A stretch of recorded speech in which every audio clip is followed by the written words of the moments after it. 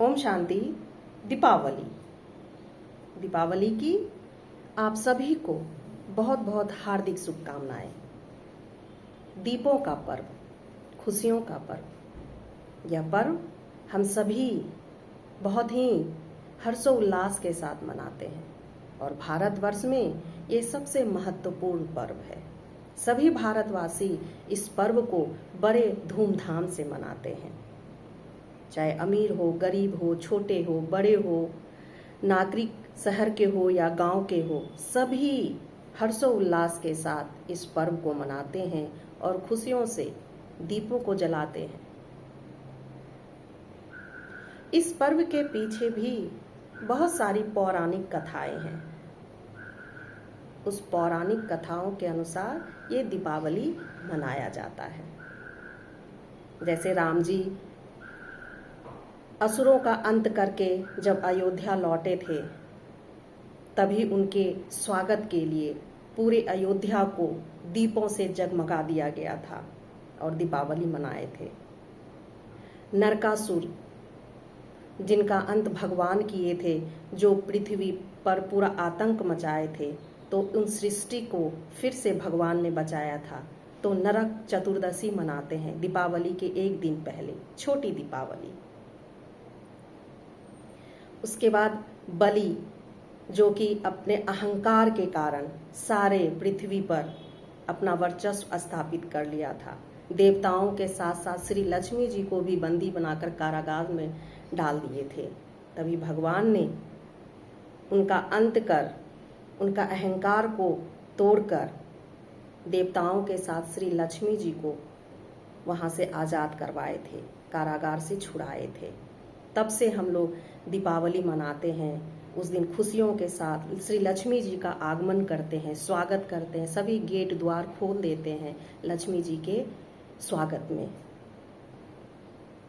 धनतेरस, आयुर्वेदा की देवी, धन्वंतरी देवी, जो स्वास्थ्य की प्रतीक है, हम सभी उस दिन उनकी पूजा करते हैं कि हमारी स्वास्थ्य बनी रहे, हमारे संबंधों के, हमारे रिश्तों का स्वास्थ्य बना रहे। इस तरह से हम लोग दीपावली को मनाते हैं। हमारे जीवन में दीपावलियों का कई महत्व है, दीपों का कई महत्व है। धनतेरस के दिन धन्वंतरी देवी का हम लोग स्वागत करते हैं दीप जलाकर। उनका हम लोग पूजा अर्चना करते हैं कि हम सभी का घर में स्वास्थ्य अच्छा बना रहे। दूसरे दिन हम लोग अगर एक गांव के भाषा में कहें तो हम लोग यम दिया निकालते हैं, जो कि कहा जाता है कि सबके सोने के बाद उस दीप को निकालो तो घर से जितने भी बुरी एनर्जी है, जो अकाल मृत्यु, वो नहीं होगा। उस दीप को निकाला जाता है।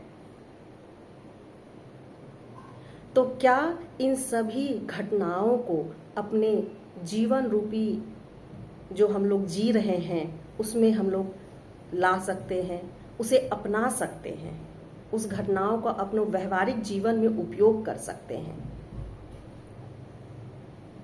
राजा बलि को देखे तो उनमें अहंकार भरा हुआ था, तो हम में भी अहंकार है।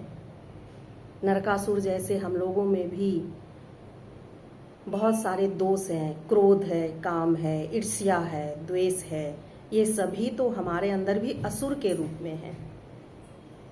इन सब का अंत करेंगे तो एक सच्ची दीपावली मनाई जाएगी। और ज्ञान, जब तक ज्ञान का दीप नहीं जलाएंगे तो दीपावली कैसी? क्योंकि एक बुझा हुआ दिया दूसरे दिए को जला नहीं सकता है। तो अपने अंदर के आत्मा की ज्योति को जगाएंगे, अपने ज्ञान की ज्योति को जगाएंगे, तो ही हम बाहर भी रोशनी कर पाएंगे। जब हमारे अंदर ही अंधकार होगा तो बाहर कैसी रोशनी? उस रोशनी में कोई खुशी नहीं होगी, कोई ज्ञान नहीं होगा।